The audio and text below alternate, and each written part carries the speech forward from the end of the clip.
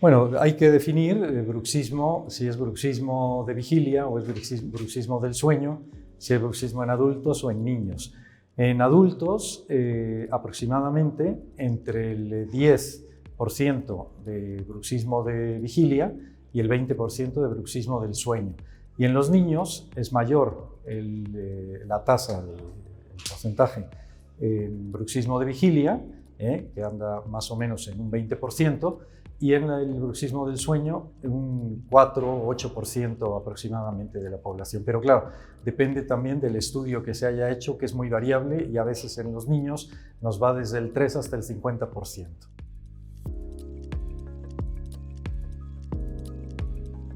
Bueno, en el adulto podemos decir, además de un estilo de vida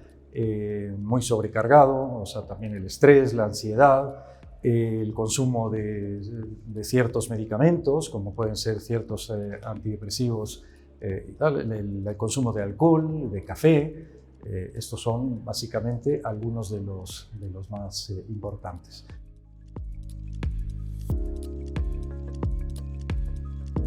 A partir de un consenso que se realizó, un consenso de expertos internacionales que se realizó en el año 2013, que se reafirmó en el año 2018, pues esto ha ido evolucionando de una forma exponencial, porque se han creado muchas líneas de investigación en los que han cambiado los paradigmas que se venían manejando, ¿no?, anteriormente.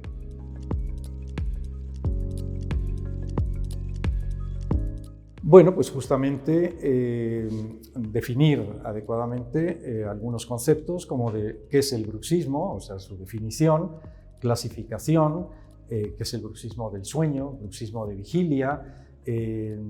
cuál es la fisiopatología en realidad de estas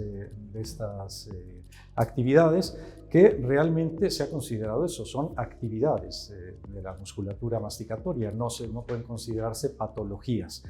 Se hablará de la aplicación de inteligencia artificial también para la detección de este tipo de problemas, sobre todo el bruxismo de vigilia, ¿sí? Se hablará de bruxismo en niños, que es algo muy, muy frecuente, es algo que vemos constantemente, sin embargo está infravalorado. Y bueno, pues hay otros muchos temas del tratamiento en sí, todo el arsenal terapéutico con el que se cuenta, fundamentalmente esta. Y luego las comorbilidades que puede también acompañar al bruxismo y patologías muy importantes que es así pueden acompañar a los episodios de bruxismo, como puede ser la apnea obstructiva del sueño o el reflujo gastroesofágico, por ejemplo. Por esto mismo que estamos hablando, o sea, a veces hay patologías que acompañan a esta actividad, que puede ser el bruxismo parte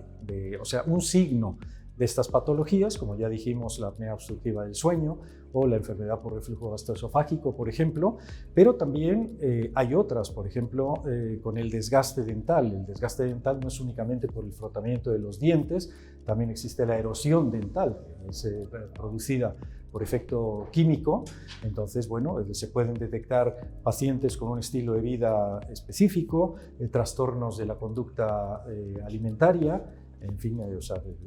para esto necesitamos médicos del sueño, psicoterapeutas, porque ya hemos hablado también que los aspectos emocionales también son un factor importante, médicos o sea, medicina dental del sueño, especialistas o expertos en dolor orofacial, neurólogos, médicos de atención primaria, en fin, es importante trabajar no solamente de forma multidisciplinar, sino, y lo ideal, interdisciplinar, donde haya una comunicación también entre los distintos especialistas, ¿no?